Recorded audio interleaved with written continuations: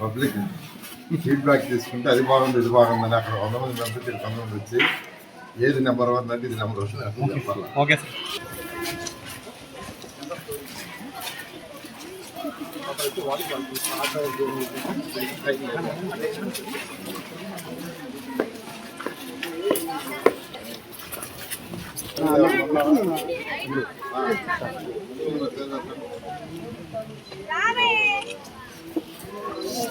ఏ class మేలా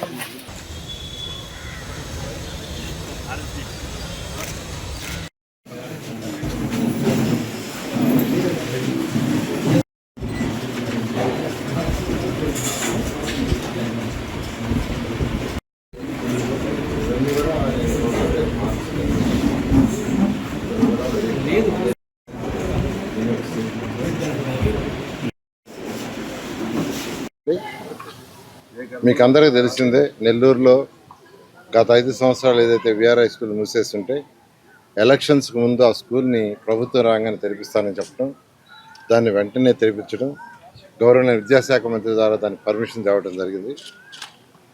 ఆ స్కూల్లో 1000 సీట్లు ఉంటే 2000 సీట్లకి డిమాండ్. దాన్ని చూసి యాక్చువల్గా ఏంటంటే నెల్లూరులో ఉన్న 15 స్కూల్స్ని సిటీలో డెవలప్ చేయాలా, తర్వాత రూరల్ డెవలప్ చేయాలని నిర్ణయించుకొని ఎవరైతే దాతలు ఉండారో వాళ్ళని తీసుకొచ్చి విఆర్ హై స్కూల్ చూపించా.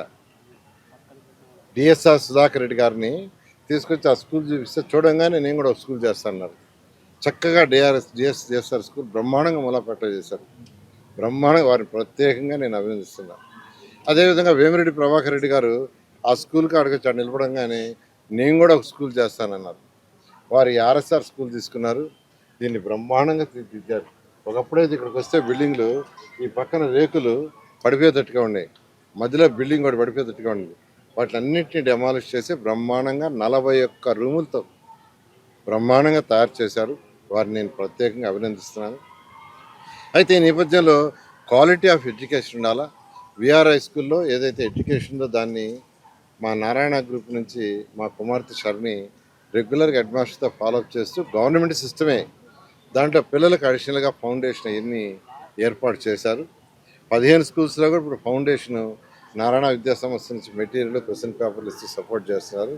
అయితే 15 స్కూల్స్లో కార్పొరేట్ స్కూల్స్ కంటే మంచి ఎడ్యుకేషన్ ఇవ్వాలనే ఉద్దేశంతో ఈరోజు కలెక్టర్ గారి ఆధ్వర్యంలో కలెక్టర్ ఆఫీస్లోనే మీటింగ్ పెట్టి హెడ్ మాస్టర్ల ప్రమాణం వాళ్ళందరితో కూర్చొని చర్చించి అదే కలెక్టర్ గారికి చెప్పాను.